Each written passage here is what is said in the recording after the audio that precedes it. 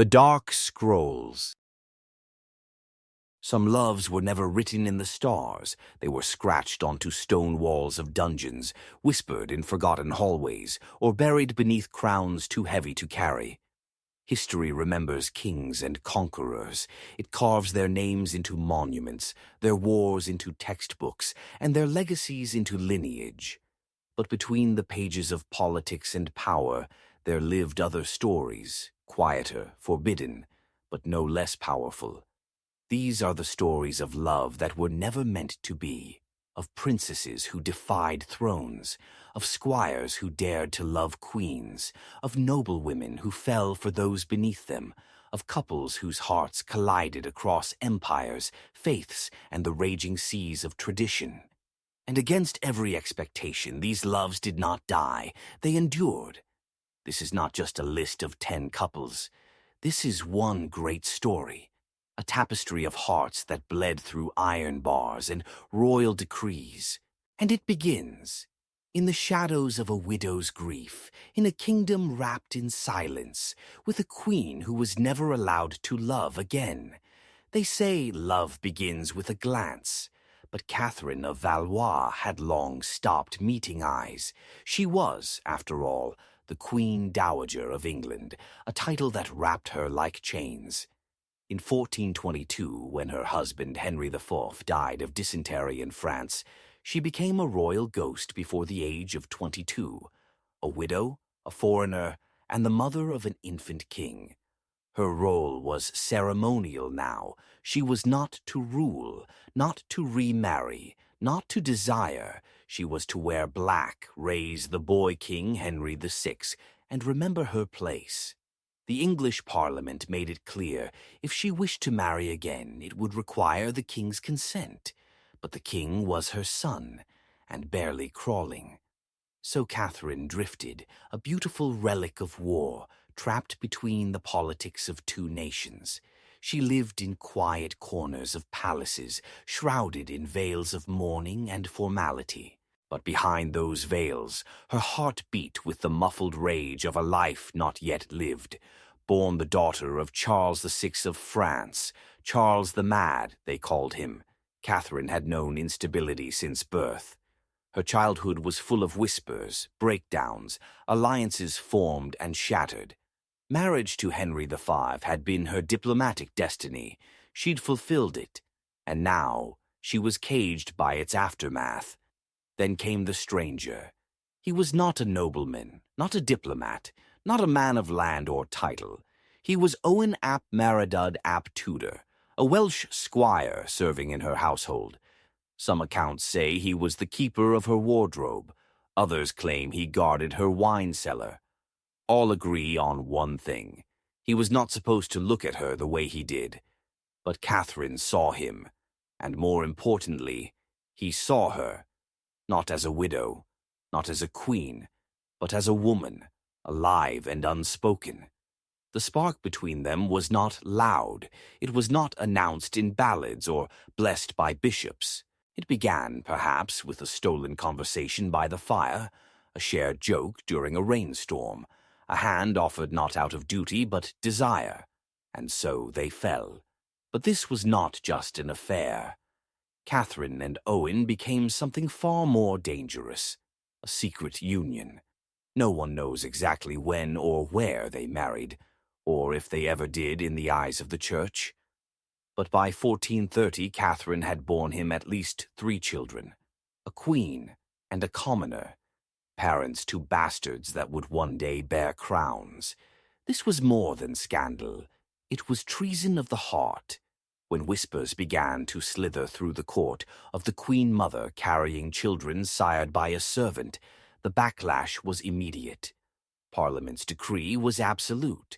No remarriage without the king's consent. Catherine had broken that law in the most spectacular way. Owen was arrested, hauled from her side, imprisoned in Newgate. Catherine, now sickly, retreated to Bermondsey Abbey. It was there, far from the royal court, under the cloistered hush of monastery walls, that she gave birth to her final child. She named him Margaret or Owen. No one can quite agree. What they do agree on is this: it was her last breath. She died in 1437, only 35 years old. And what of Owen? He escaped, was recaptured, escaped again. This was no story of a broken man weeping over a lost queen.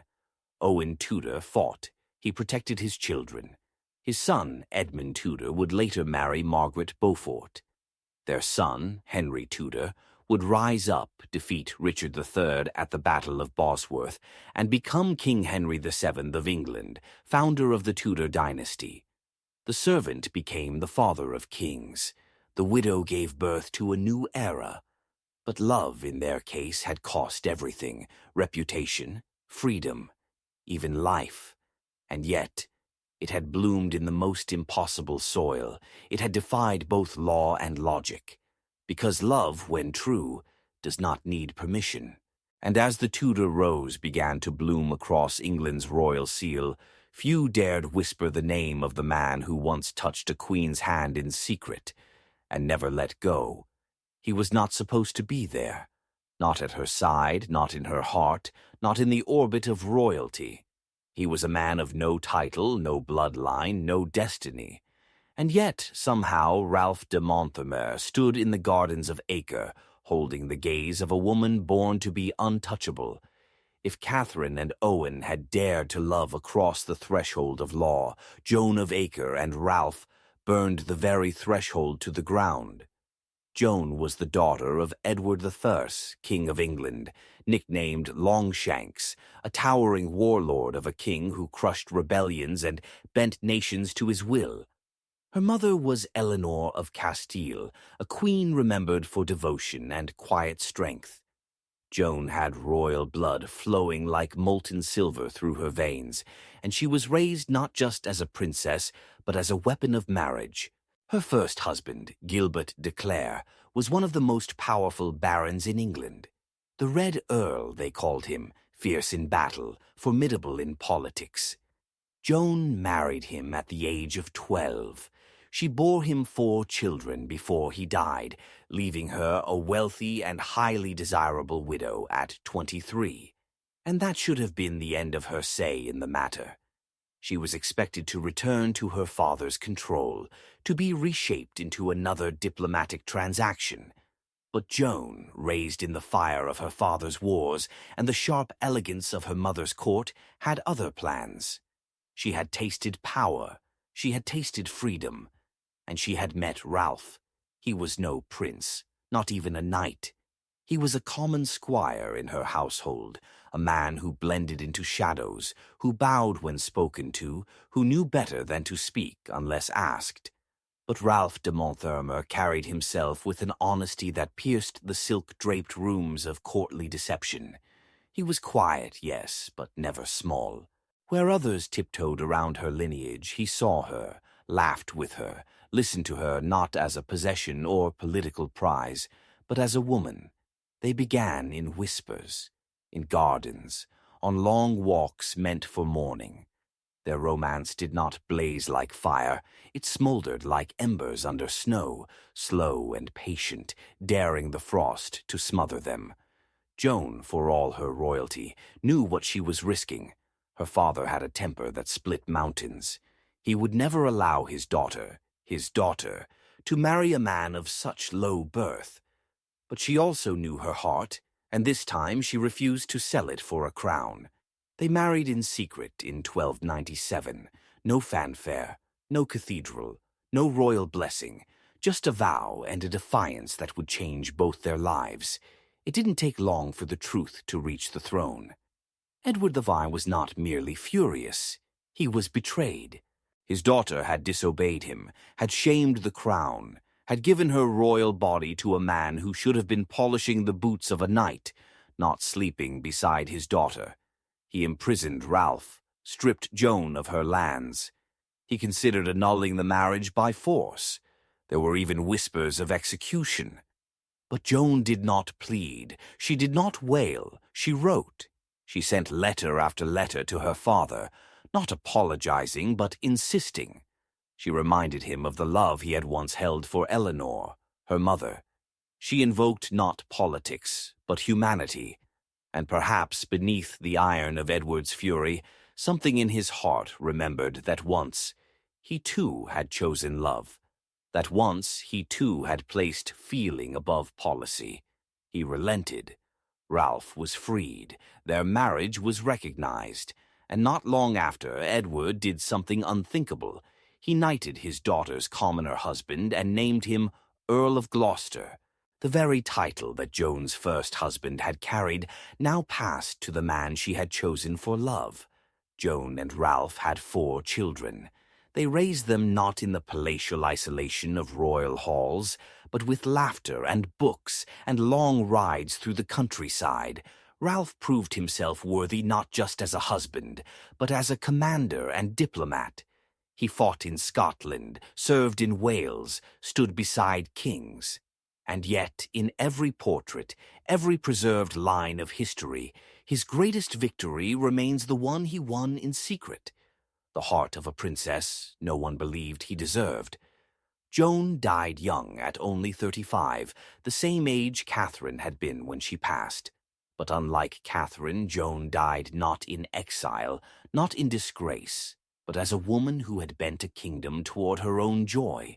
And Ralph, once a footnote in a noble's hall, became a legacy. But this is not merely the story of 2 women who dared to love downward. It's not just about defiance or rebellion. It's about the subtle current pulling beneath their choices, a current that questioned the very bones of medieval society. If Catherine's love birthed a dynasty, and Joan's love forced a king to kneel before a daughter's will, then what followed was not coincidence. It was a pattern. A soft rebellion spreading like ivy through stone, cracking foundations once thought unshakable. Edward I, Joan's father, had ruled like iron. And yet his own life, his own marriage to Eleanor of Castile, had also begun with diplomacy, and somehow turned into a legend of fidelity. Perhaps in his daughter's eyes he saw his own reflection. And that story, Edward and Eleanor, was not without sacrifice either. It was Eleanor who followed him through crusades, through deserts, through cities that burned under the sun. When he was wounded by a poisoned blade in the Holy Land, it was said that Eleanor sucked the poison from his wound herself. The tale is debated, perhaps romanticized, but its staying power is not in the accuracy, but in the belief that love, even royal love, could be so visceral, so physical, so human. But we are not there yet. Not quite. First we must sit with Joan a little longer, with the daughter who saw her father as king, and dared to become queen of her own fate, with the squire who did not ask for greatness, but wore it with quiet dignity when it came, with the children who bore the blood of both thrones and hearths, noble by legacy, grounded by love. And if Catherine and Owen had written the first verses of this quiet revolution, it was Joan and Ralph who gave it structure, who proved that what had begun as rebellion could become tradition, that love, once dismissed as folly, could become the very scaffold on which future kingdoms were built. So we move forward, not with fanfare, not with crowns, but with the footsteps of those who walked hand in hand across forbidden lines, smiling not because the world allowed them to, but because they refused to ask permission. It was only the beginning. He watched her from across the tent, where flickering lamplight turned the folds of her gown into liquid gold. She sat beside the fire, not as a queen, not even as a noblewoman, but as a woman brushing her husband's armor with her own hands, wiping blood from its edges with cloth torn from her own veil. Edward was not a man easily moved, but Eleanor of Castile did not need to speak to command a room. And he, the King of England, who had stormed castles and broken men with a glance, found himself humbled in the presence of a woman whose quiet love had followed him across continents. Before their story would be passed down through time as a rare testament of devotion among royal blood, they had been strangers. Their union, like so many others, was arranged before they could understand what love even meant. Edward, tall and imposing even as a youth, the son of King Henry III and heir to the throne, was paired with Eleanor, the daughter of King Ferdinand III of Castile. She was dark-haired, Spanish, intelligent. Theirs was a match of alliance, nothing more. But fate does not always obey the politics of kings. They were married when Edward was 15. Eleanor was around 13. Children dressed in silk, speaking vows they had no part in writing. The court expected distance, cold courtesy, an heir in due time. What followed instead was a love story that would span decades: war, childbirth, and death. Eleanor was not the kind of queen who sat quietly on a throne. She was literate, fiercely curious, with a mind for numbers and law that rivaled most of Edward's advisors. She spoke several languages, managed estates, and, most notably, insisted on accompanying Edward wherever he went, even when he rode to war. When he departed for the Ninth Crusade in 1270, she went with him, not as a passive passenger, but as a partner. Through heat, plague, and bloodshed, she remained. When he was ambushed and stabbed with a poisoned dagger in Acre, it was Eleanor who is said to have rushed to his side. The story goes that she sucked the poison from his wound with her own mouth, refusing to let him die. Perhaps it's a legend, perhaps not, but Edward never denied it, and he never forgot it. He built crosses for her. 12, in fact. When Eleanor died in 1290 at the age of 49, after a life of bearing 16 children, after riding beside him for 25 years, Edward was inconsolable. He ordered a monument to be built at each stop along the procession that carried her body from Lincoln to Westminster Abbey. The Eleanor crosses, tall, elegant structures of stone and mourning, markers of where her body rested at night as it returned to the city she once ruled. No king before him had done such a thing. No king after would do it again. It wasn't grief alone that moved Edward to build a monument of sorrow. It was memory of the girl he'd married for politics, of the woman who had sat beside him in tents beneath foreign skies, of the partner who had shared both his throne and his silence. In her he had found something no treaty could create, an ally not just in strategy, but in soul. It's important to understand the weight of this story, not as a fairy tale, but as an anchor. Because Edward I was not a romantic man. He was ruthless in war. He crushed rebellions in Wales and Scotland with iron boots. He oversaw massacres. His enemies feared him, and rightly so. But with Eleanor he was different. Less a conqueror, more a man. Less a king, more a husband. He remarried after her death. He had to. Kings needed heirs, alliances. But the second wife never touched his heart. The Eleanor crosses remained, so did her name in his prayers. Their love stands as an anomaly in the medieval world, not because it existed, but because it was allowed to flourish within marriage, within power, within expectation. Most noble unions were contracts, breeding grounds for heirs and stability. But Edward and Eleanor found in each other something startling: compatibility, respect, affection born not of rebellion but of recognition. This matters because the stories of Catherine and Owen, of Joan and Ralph, were rebellions. They were the exceptions clawing their way through walls of tradition. But Edward and Eleanor, royals by blood, bonded by law, remind us that even within the cold machinery of dynastic marriage, love could still grow wild.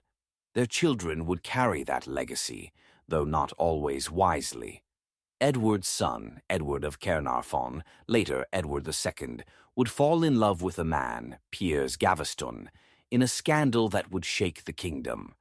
His granddaughter, Joan, as we have seen, married for love against her father's wrath.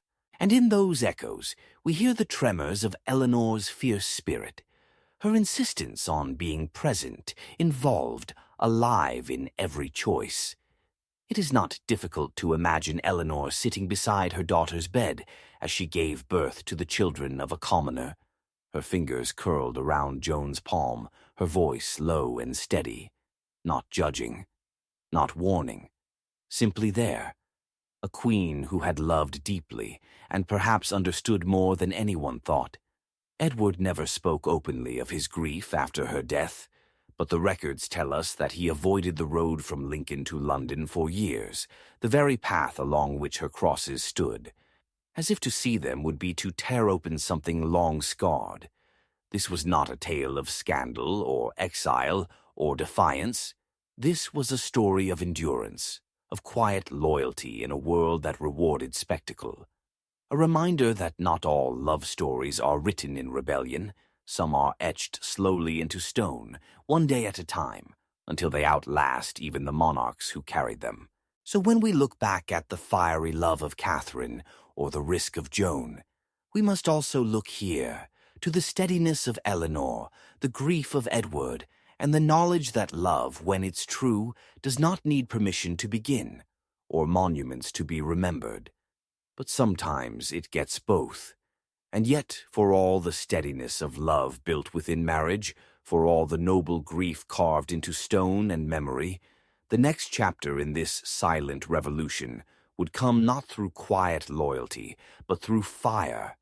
If Edward the Fawn and Eleanor of Castile were the still water that ran deep, their grandson would be the storm, a prince whose heart would defy the fragile balance of law and desire, and whose love would tear at the seams of the English court itself. He was called the Black Prince, not for cruelty, but for his armor, gleaming shadow-dark steel that struck fear into the hearts of enemies and admiration into the eyes of his own men. Edward of Woodstock, son of Edward III, heir to the throne of England, commander of armies before he was 20, victor at Crécy, knighted in glory. He was everything a medieval prince should be, tall, golden-haired, battle-hardened, dazzling in tournaments and on the field. But behind the gleam of his plate and the weight of his lineage, there was a boy who had always loved a girl, and the court had not forgotten. Joan of Kent, the fair maid of Kent, they called her. A woman of beauty so luminous it made poets weep and nobles tremble. But she was more than a face. She was a political lightning rod, a woman wrapped in scandal from the day she first understood what love could do.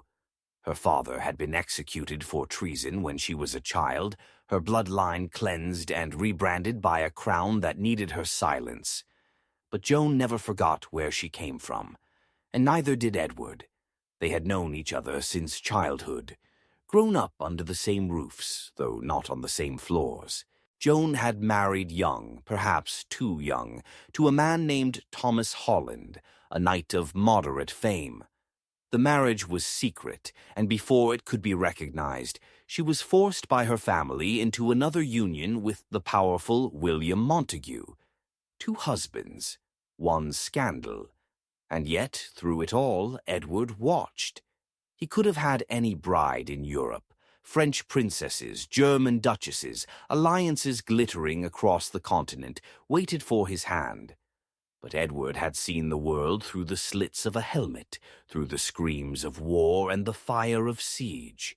He did not want a bride. He wanted Joan. And Joan, for all her disgrace and complications, wanted him back. Their courtship was not a matter of roses and dances. It was a political crisis. Edward III, the Black Prince's father, was furious. His son could not be king if he married a woman whose past was painted in marital ambiguity. The church hesitated, Parliament grumbled. But Edward was his grandfather's namesake in more ways than one. Like Edward then, he would not be moved once his heart had decided. They married in 1361. Joan was older, more experienced, still tangled in legal residue from her former marriage. But Edward didn't flinch. He wore her scandals like armor and called her his wife. The court gossiped, France mocked, England braced for what it might mean to have a future queen who had known other men. But what came was not shame. It was peace. Their marriage was, by all surviving accounts, a happy one. Edward, so fierce in war, became gentle in private. Joan, so maligned in youth, became a queen in spirit, if not yet in title. They had 2 sons. The eldest, Edward of Angoulême, died young. The second, Richard, would eventually wear the crown as Richard II, though history would not be kind to him. The Black Prince would never become king. He died before his father, worn down by illness and war. But in the last years of his life, when his body began to fail, it was Joan who nursed him, who stayed beside him not as a wife in duty, but as a woman who had known his mind since they were children, and still chose him every morning. When he died in 1376, it was said she held his hand as he took his final breath, and then she became queen in everything but name. Joan would serve as regent for their son. She would maneuver through court factions, deflecting those who sought to exploit her boy's youth. She played politics like a master, not for her own ambition, but to protect the fragile line of love she and Edward had carved out in blood and loyalty. There's something tragic in how often love in royal courts must pay for its existence.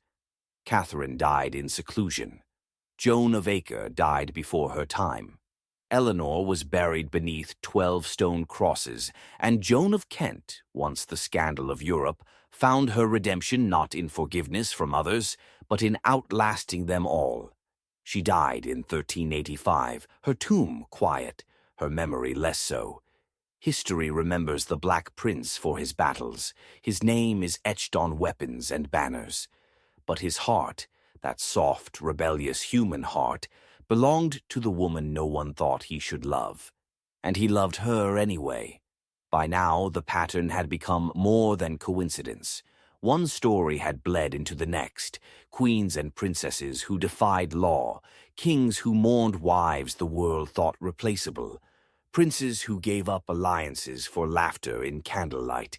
The Middle Ages were not known for romance, but in the corridors of castles, in the secret vows and stolen letters, something deeper was taking root, a lineage of love that refused to obey, a genealogy of rebellion dressed in silk and armor.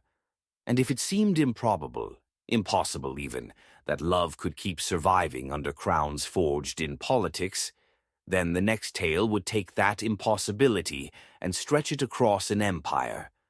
Because soon it would not be a nobleman or a knight who would fall in love with a royal.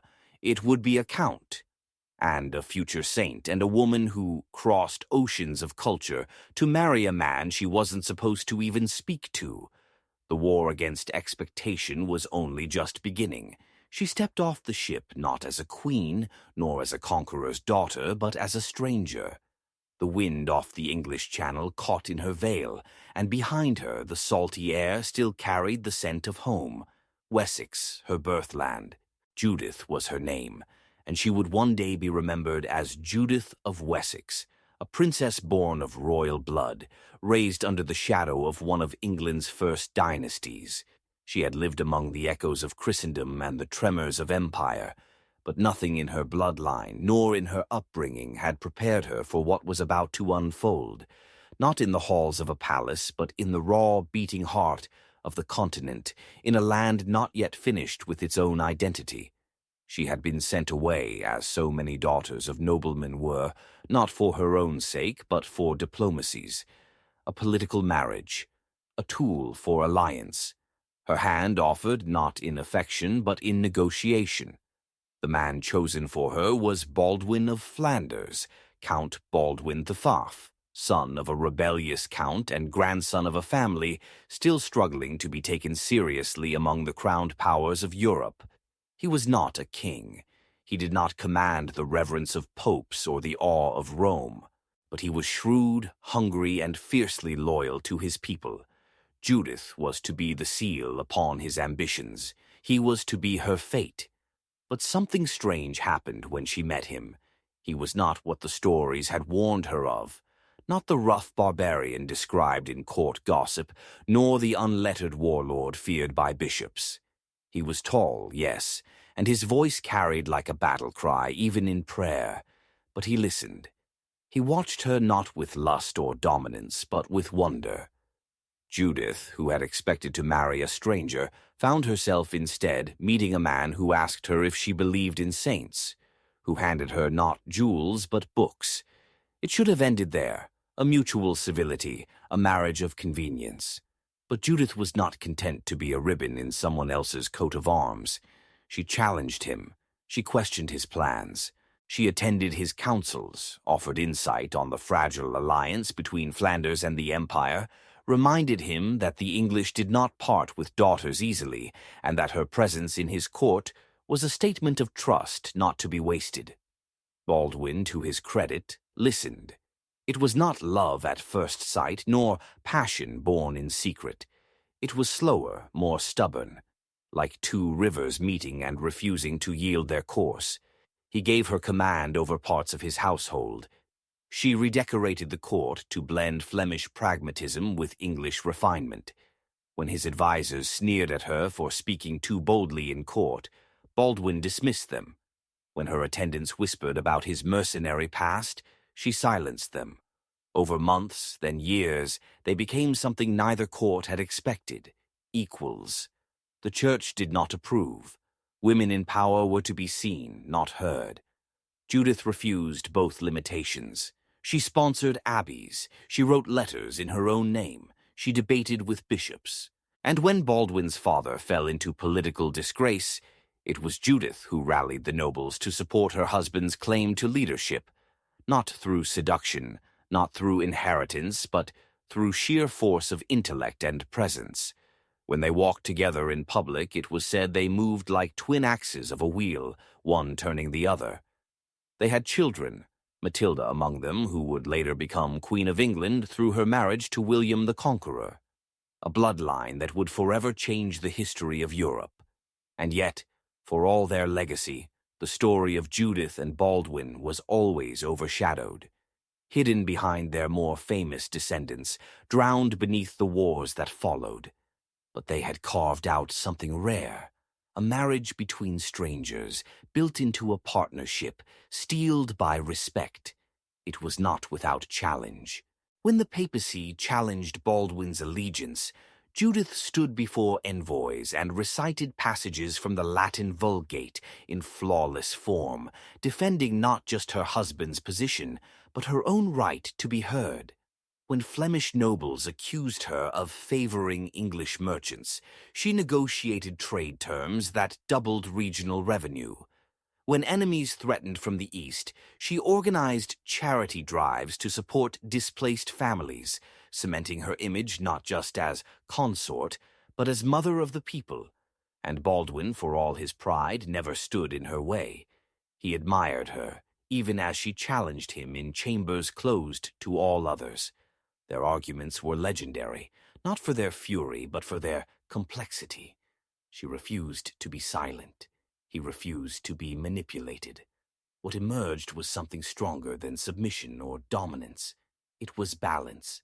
When Judith grew ill in her later years, Baldwin was said to have abandoned council sessions to sit at her bedside, reading to her the very books she once gave him as a wedding gift. Scriptures, political treatises, even poetry. She died not as a foreign wife, not as an ornament of diplomacy, but as a ruler in her own right. Baldwin never remarried. He spent the remainder of his life consolidating the empire they had built together. His laws bore her influence. His court carried her aesthetic. Their daughter's reign would carry their legacy, but it was Judith's fingerprints that stained the parchment of history. Quiet, elegant, undeniable. Their story is often left out of the chronicles. It lacks the scandal of Catherine's secret union, the rebellion of Joan's defiance, the battlefield glory of Edward's love. But Judith and Baldwin represent the thread that binds all those tales together. The truth that love in the Middle Ages was never just about desire. It was a force of revolution. Whether whispered in the shadows of courts or spoken aloud in the halls of power, it chipped away at walls no army could breach.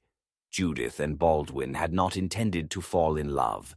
They had been sent to play their roles, but somewhere along the line they rewrote the script. Together, and the world changed in their wake. The script rewritten by Judith and Baldwin did not end with them. It flowed like ink onto the next page of history, passed like breath from one age to another, until it landed, unexpectedly, defiantly, in the hands of a young woman named Agnes of Hohenstaufen. Hers was not a name spoken loudly in grand halls or chiseled into the great cathedrals of Europe, but what she did with the weight of her lineage would echo far beyond the reach of her family's banners.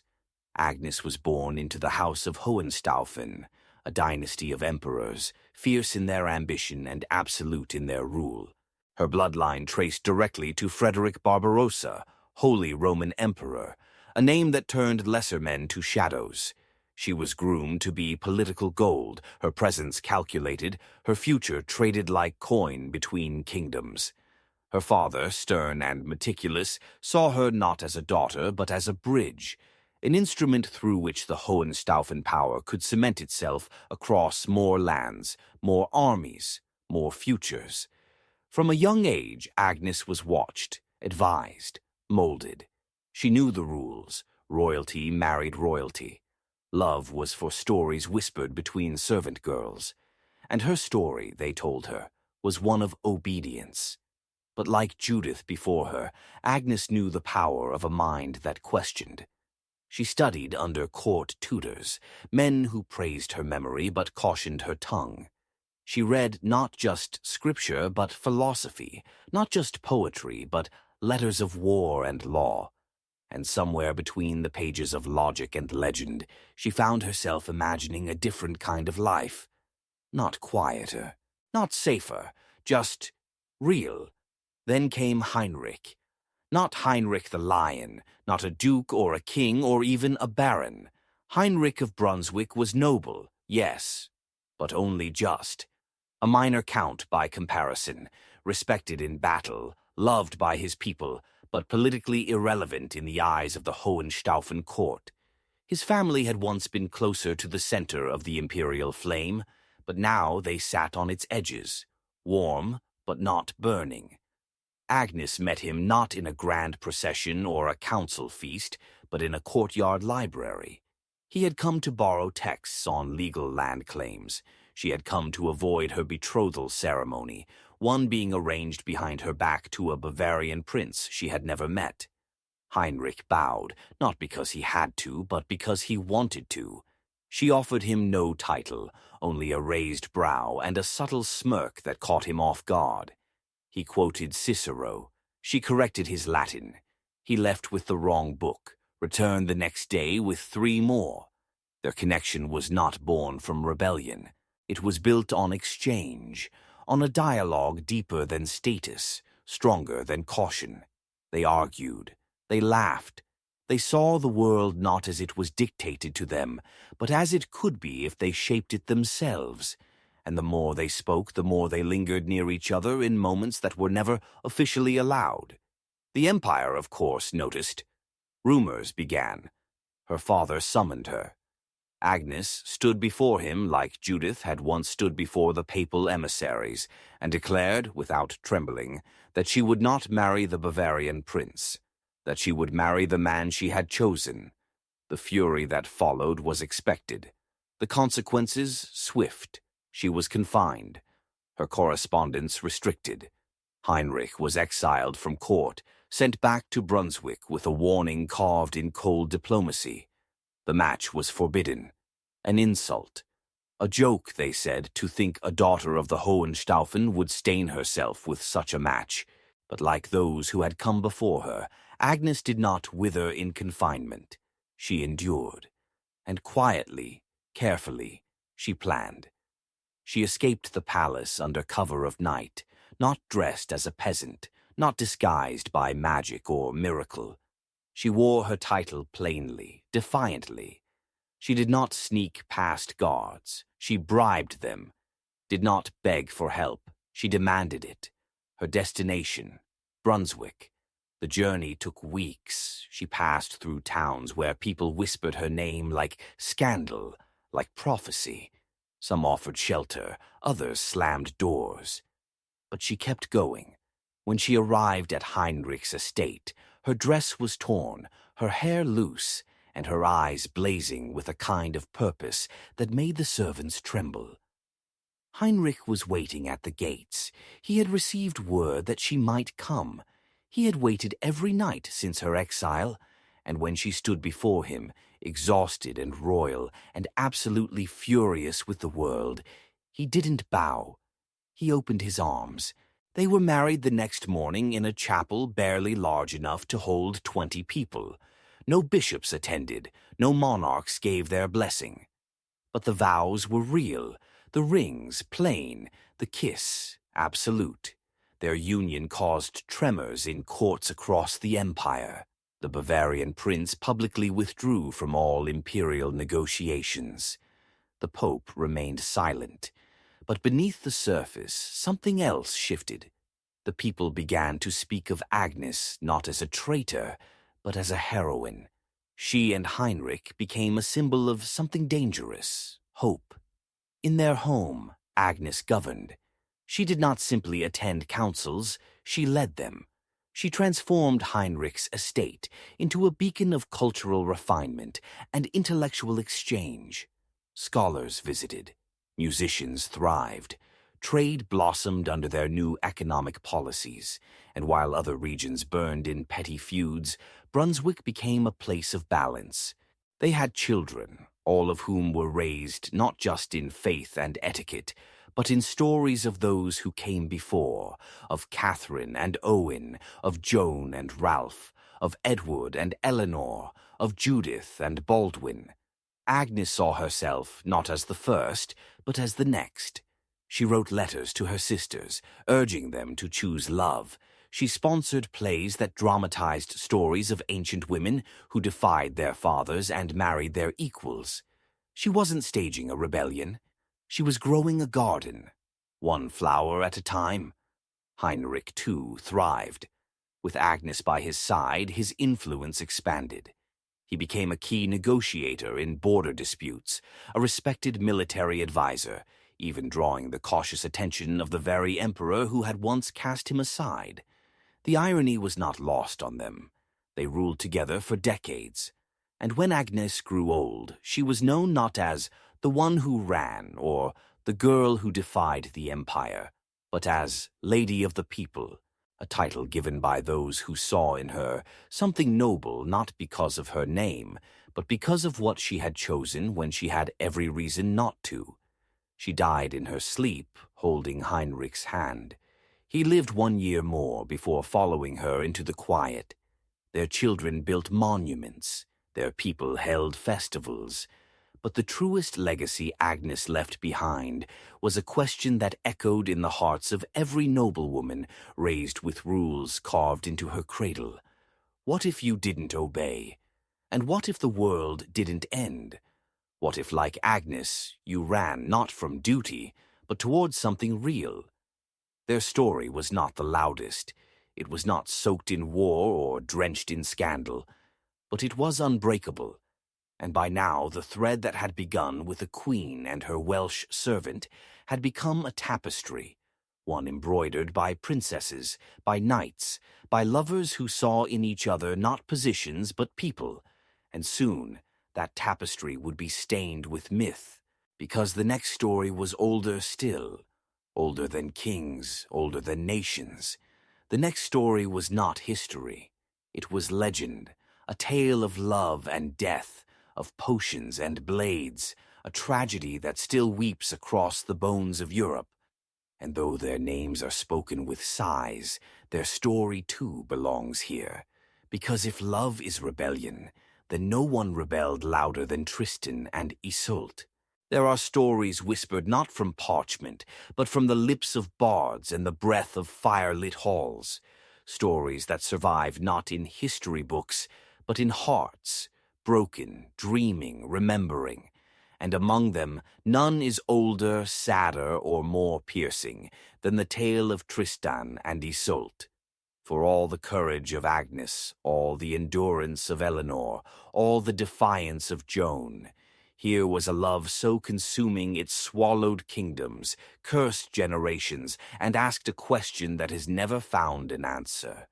What if the one you love is the one you're forbidden to have, not by law, but by loyalty?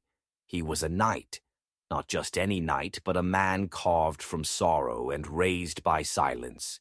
Tristan, nephew to King Mark of Cornwall, orphaned before memory, trained in the ways of sword and song, groomed for loyalty but doomed by longing. He had proven himself in war, in tournaments, in acts of nobility that earned him not just titles, but trust. He was not merely the king's favorite, he was his heir, his shadow, the son he never had.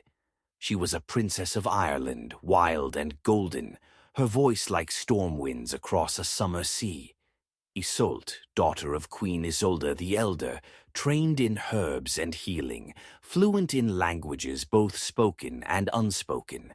Her beauty was legend, but it was her mind that lured and terrified kings alike. She was not docile, she was not silent, and when King Mark sent Tristan across treacherous waters to fetch her as his bride, an alliance meant to soothe generations of bloodshed, it was not duty that met her at the shore, it was fate. Tristan saw her first through a veil of mist. She was standing on the cliffs, hair tangled by wind, dress stiff with salt. She did not bow, she did not speak. But in that instant something broke in him, something he had armored since childhood. She had expected a warrior. She found a poet. He had expected royalty. He found fire. They sailed back together across the same sea that had once carried him as an infant, hidden and weeping, in the arms of a dying mother. Now he returned not alone, but with a woman who would alter every beat of his life.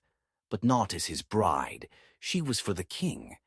And yet, something happened on that journey. No, not an accident, not weakness. A mistake born from a cruel twist of hands that sought to bind love where it did not yet exist.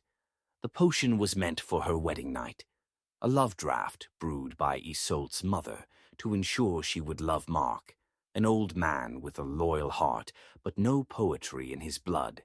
It was entrusted to her servant, meant to be guarded, sacred. But the sea does not honor secrets, and thirst, in the mouths of two people who did not yet know the weight of fate, betrayed them. They drank it, and the world fell apart. It was not a sudden hunger. It was not lust. It was revelation. Their eyes locked, and the silence that followed was not confusion, but recognition of something already written, something older than vows, deeper than law. They tried to resist, for days, then weeks. Tristan kept his distance. Isolde prepared for her wedding. But their hands would find each other in dark corridors. Their words grew heavy with unspoken pleas. And on the night of her marriage to King Mark, she wept, not from fear, but from betrayal. Not of him, but of herself. Because she had loved someone else. The court celebrated. Bells rang. Feasts were held, and behind veils and silk, two lovers clung to a secret that would one day cost lives. They did not stop, could not. Each moment stolen was a wound deeper than the last, and yet they bled gladly. Because love, true love, is not gentle. It devours, it consumes. And in the world they lived in, love of that kind was a crime. Eventually the truth surfaced. A dropped token, a guard too curious, a moment too long beneath the moon. King Mark, betrayed not by his enemies, but by the man he had raised like a son, broke not in rage, but in sorrow. He could have killed them both. Instead, he exiled Tristan, sent him far from Cornwall, into lands of cold and echo. Isolde remained, a queen now, but more a ghost than a ruler. Her eyes never lifted, her voice never sang, and in the hollows of her palace chambers she kept a strand of his hair beneath her pillow. Tristan wandered, He fought, he conquered, but he did not forget. And then, in the cruelest symmetry, he too found another Isolde. She was called Isolde of the White Hands, gentle, kind, innocent, a balm for a man broken by distance and time. He married her, not out of love, but perhaps out of exhaustion. But her name, her touch, her songs, they were echoes. And when he lay beside her, his mind was always on the cliffs of Ireland, on the girl with storm-wind eyes. Fate was not done. One day, wounded by a poisoned spear in a petty war, Tristan sent for the only healer he trusted, his true Isolde. A message was carried. If she would come, the ship would raise white sails. If not, black. And as he lay dying, his breath shallow, he asked only to see the horizon. But the sea, like fate, does not hurry. The ship came, white sails billowing, hope breaking through blood. But his wife, jealous and watching, whispered lies into his ear. The sails are black. And so he closed his eyes. When Isolde arrived, the scent of salt still clinging to her robes, she found him cold. She lay beside him, whispered his name, and died. Some say from grief, others say from magic. Some say their spirits rose together, entwined like vines across the ruins of a shattered kingdom. Theirs was not a happy ending, but it was a true one, and in its truth lies a different kind of triumph, not of survival, but of meaning. They did not bend the world to their will, they were broken by it, and yet, centuries later, their names are still spoken with reverence, with longing, because even in tragedy, they loved. And that love, that doomed and cursed and searing love, was as real as any crown, as any war, as any law. In the stories of Agnes and Baldwin, of Edward and Joan, of Catherine and Owen, we saw love that endured. But in Tristan and Isolde, we see love that burned. And from that flame a new kind of story would rise, not of knights or kings or queens, but of dreamers caught between what they must do and what their hearts demand. Because the next tale would not belong to history, it would belong to the imagination. A legend forged not on the battlefield or in a council chamber, but in a world suspended between dreams and destiny. A city behind a wall, a prince lost to a vision, and a princess who was never meant to be touched, until she touched him first. Belthandros and Chrysansa awaited, and the dream was only beginning. He dreamed of a city that didn't exist, not on any map, not in any scroll, not in the tongues of travelers who spun their tales beside campfires and kings. It came to him not in sleep, but in a waking trance, fevered and radiant, so vivid he could feel the marble beneath his feet and taste rose water in the air. Belthandros Akretes, son of a Byzantine general, knight of courtly rank and scholarly breeding, stood on the threshold of something no soldier could conquer. A vision, one that would alter the course of his life and carry him into the arms of a woman carved from the very dreams that summoned him. Chrysansa. Her name was Silk. Her eyes were the color of silence just before dawn. She was the daughter of a hidden city, the heir to a kingdom that lived outside the laws of empires, a place both mythical and real, where love was not politics and devotion not restricted by bloodlines or borders. And in his dream, no, his prophecy, she was waiting for him. In the world he came from, love was ornamental. Noblemen chose wives based on lineage and estate, not heart or breath. Belthandros had been expected to marry a woman from Constantinople's golden courts, someone whose presence would fortify his father's name, anchor their military legacy into aristocratic permanence. But none of them had hair like dusk. None of them had stood barefoot in a garden made of singing fountains and stared into him like Chrysansa had. He awoke with her name on his lips. It would have been easy to dismiss the vision. Many did. His father scoffed. His commanders laughed, but there was something in Belthandros that refused to laugh along. He had fought wars. He had read Virgil and Plato. He knew the difference between fantasy and fate. And this city that called to him, was not invention. It was a summons. He left without permission. He left behind his armor, his betrothal, even his inheritance. What he carried were scrolls, a blade, and the image of her. This woman he had never touched, never spoken to, but whose absence had become unbearable. The journey was not written in road or river. It was a pilgrimage of the impossible. Every step deeper into lands uncharted, every inn that whispered of strange oases, every traveler with tales of walls hidden by clouds, he followed. And one night, under a crescent moon, he saw it, the city of Eros, walled in pearl, lit from within by stars. No siege towers, no royal banners, only music and light and her. She was real, more than real. She was prophecy given flesh. Chrysansa stood at the city's edge as if she had known he would come. She did not speak. She took his hand, and that was enough. The city welcomed him, not as a conqueror, but as an answer. The streets curved with impossible grace. The buildings shimmered in hues never named. And within its heart, where fountains wept wine and gardens bore fruit in every season, Beltandros and Chrysansa loved. This was not a love of rebellion. It needed no defiance. It was not born of tragedy. It needed no healing. It was simply complete. Two souls who found each other across dreams and kingdoms and asked no questions of how or why. But paradise is never meant to last. Beltandros awoke one morning to silence. The birds no longer sang. The fountains did not weep.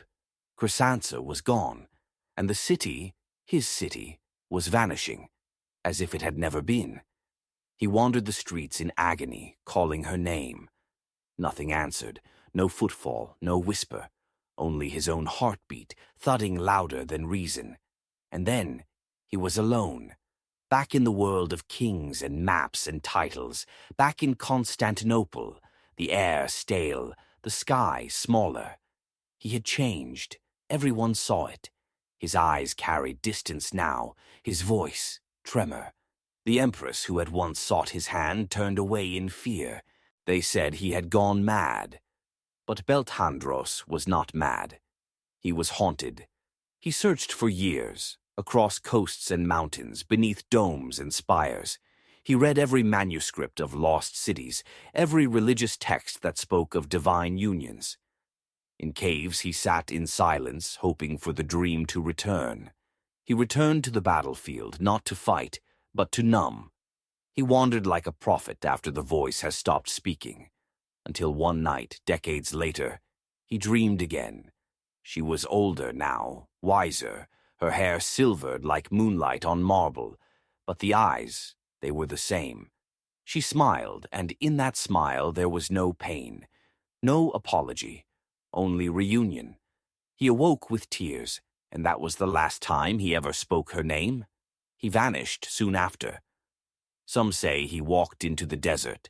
Others say he boarded a ship to lands beyond maps, chasing a city no one believed had ever stood. His father died bitter, his inheritance scattered. But those who had once mocked him remembered, in the quiet of their own lives, the man who had left everything for something they could not understand. Some stories are not meant to be believed, they are meant to be felt. Beltandros and Chrysansa never ruled a kingdom. They left no heirs, no wars were fought in their name. But in the echoes of their story, something eternal remains, a reminder that not all love must bleed, or rebel, or triumph over law. Some love simply calls, and those who answer become legend. The world moved on, kingdoms fell, empires fractured, but the dream lingered.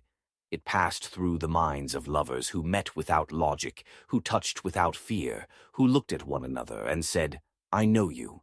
Even if I shouldn't, even if I've only seen you once across a sea of strangers, even if you only existed in dreams." And the dream, now awake, traveled west, past the forests of Gaul, past the rivers of Saxony, until it reached a land where stories were still told in song, a land where a boy named Floris would meet a girl named Blanche Fleur. And this time love would wear the mask of destiny and disguise, and burn with the brilliance of those willing to risk everything. It began with a game of chance, as so many great fables do. A merchant's caravan, weighed heavy with spices and silks, rolled into the market square of a faraway court, its wheels coated in dust, its guards weary from bandits and boarders. Among the crates and the parchment scrolls and the carefully measured scents of distant lands sat two children, one noble, one not, one destined for a throne, the other for heartbreak. But not yet, not today. He was Floris, son of a Moorish king, born into crescent moons and war chants, trained in chess before he could spell his own name. He was clever, beautiful, and already so bored with everything expected of him.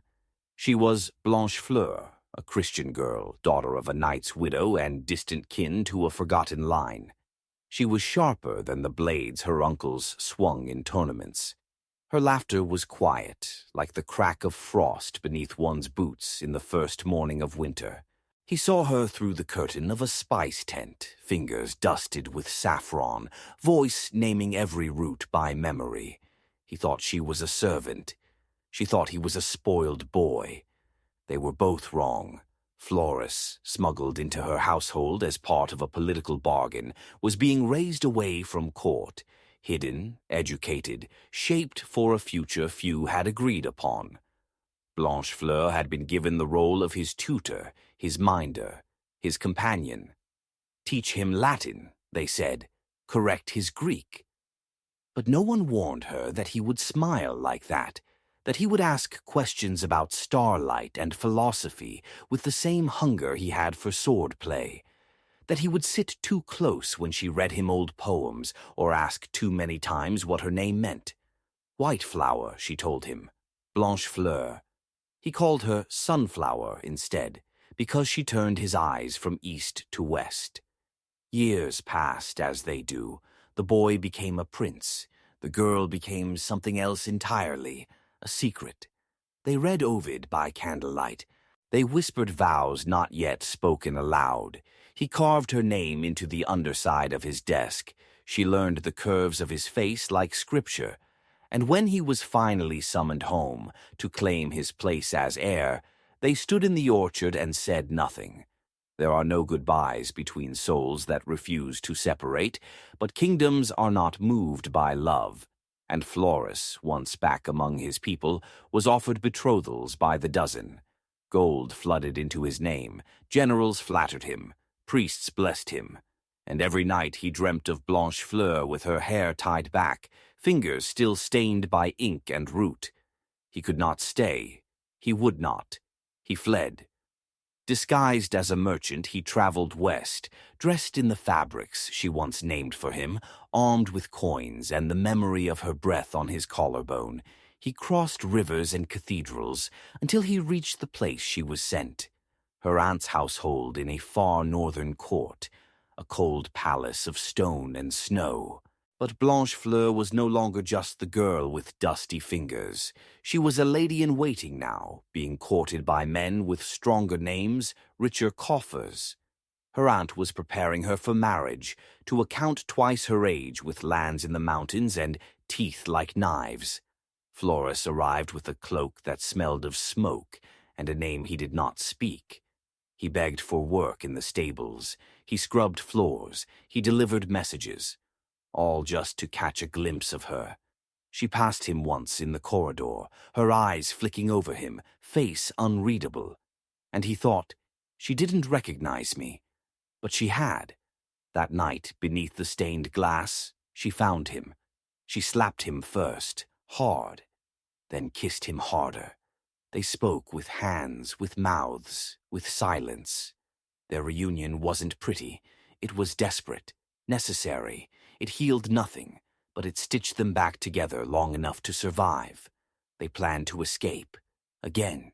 This time forever. But palaces are full of ears. And the Count, the one promised her, learned of the stable boy's visits, the boy's accent, the boy's real name. He flew into rage and declared Blanchefleur a traitor. She was to be locked away until the wedding. Fleury was to be executed by fire, and so it might have ended, another tragic tale carved into the walls of courts. But Floris had not wandered the world in vain. He had allies, friends in caravans, monks who owed him favors, women who remembered his kindness in forgotten towns. They smuggled him into her tower. They escaped through catacombs once used by plague doctors and thieves. They ran. For weeks they ran. Across valleys, through forests, through towns that knew nothing of them. Once they posed as brother and sister, once as bride and groom, once as no one at all. They slept beneath trees, beneath stars, beneath bridges, but always together, always breathing the same air.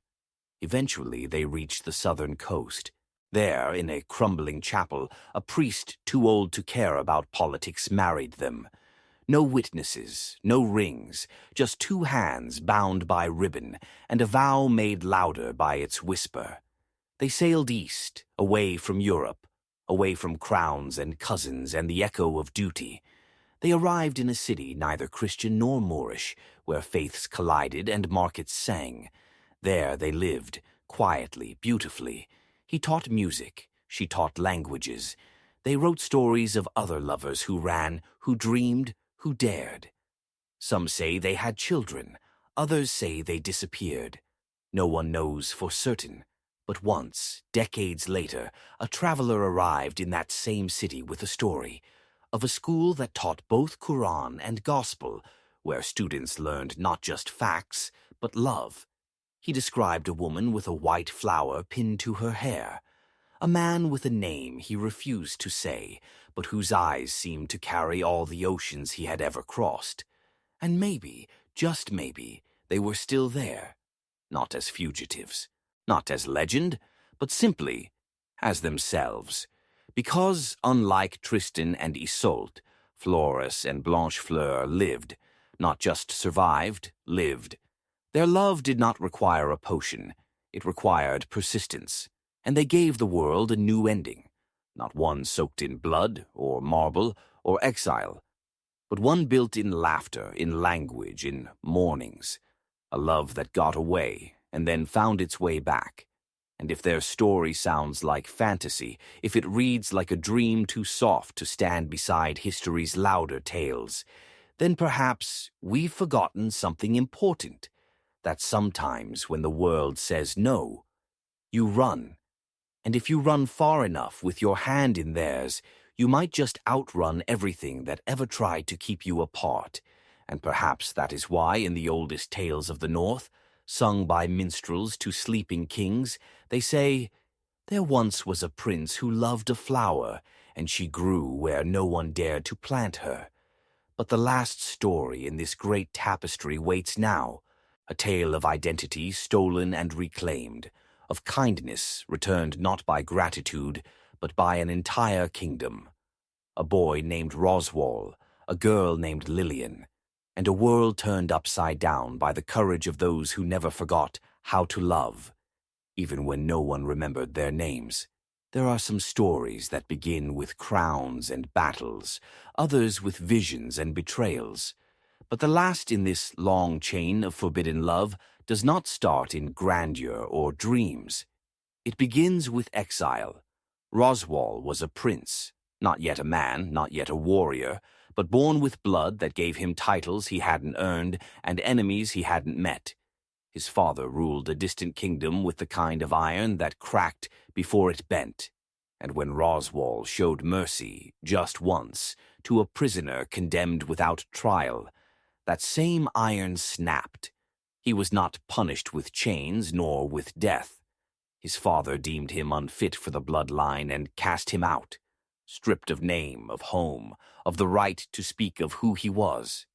No title, no guards, just a bag of silver and a warning, never return. He wandered, first in silence, then in confusion, and finally in the quiet strength of those who realize they have no one left to please. His journey took him across borders, through rain-soaked forests and dust-covered roads, until his clothes no longer whispered of nobility, and his skin had grown accustomed to sun and labor. He learned to work, to listen, to disappear, and in disappearing, he found Lillian. She was not a princess, not a daughter of lords. She was the kitchen girl in a merchant's house, a ghost among copper pots and smudged glass, a voice rarely heard beyond the corridors of her chores.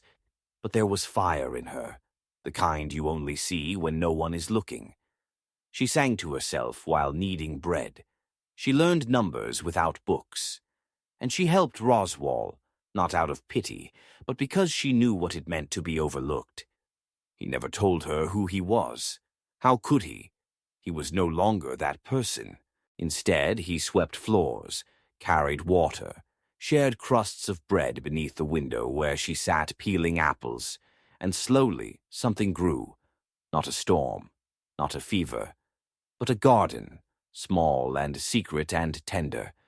They laughed, quietly at first, then without fear. He showed her how to read. She showed him how to be unseen. And when the merchant's household grew cruel, they held each other in silences that said, "You are not alone." But peace, as always, does not last long in stories like these.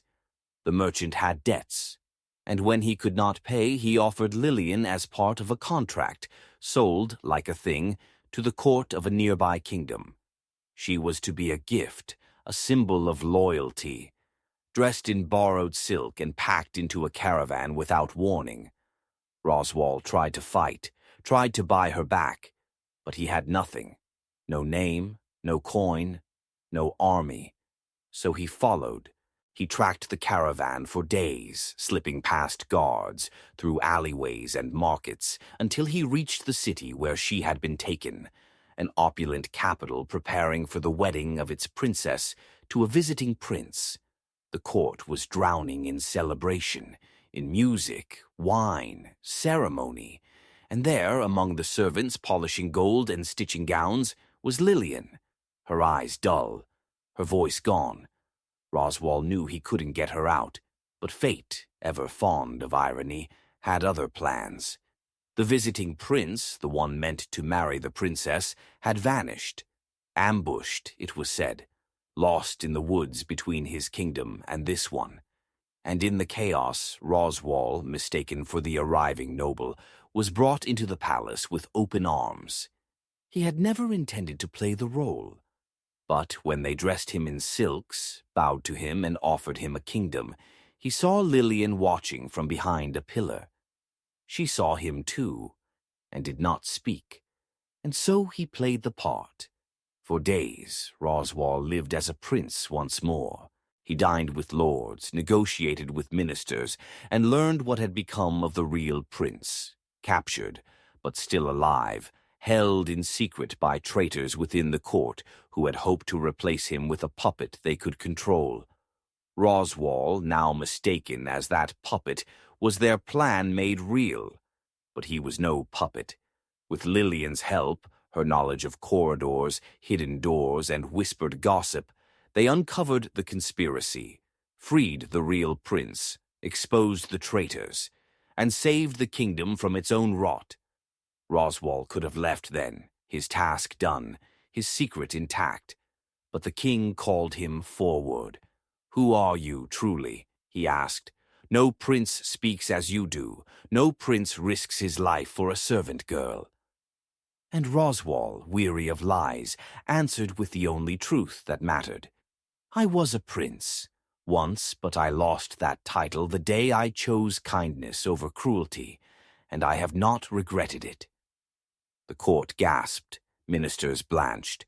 The real prince, standing beside him, said nothing, then stepped forward. "I would not be alive if not for this man," he said, "and I would not be king without his heart." Lillian was brought before them, no longer hidden. Roswal looked at her and, this time, did not lower his eyes. I have nothing to offer her, he said.